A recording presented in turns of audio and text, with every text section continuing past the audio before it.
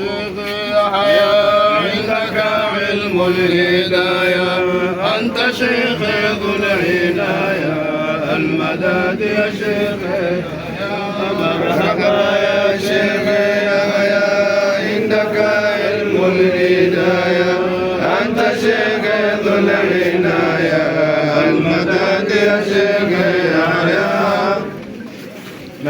Naomba usikae.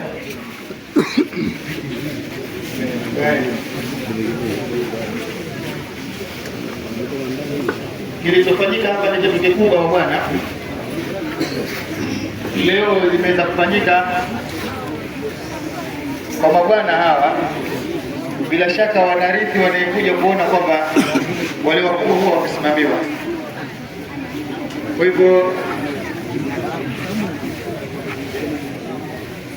nakuombeni hadhara ikae vizuri.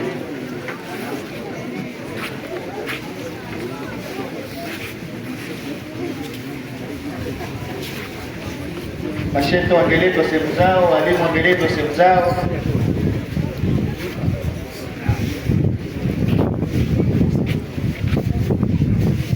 Naam.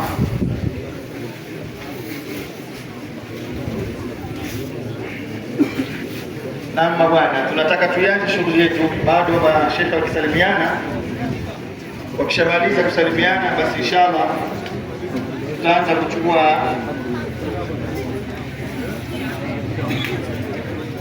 tutaanza kuchukua katika ratiba moja kwenda nyingine, lakini kuna ombi limetolewa.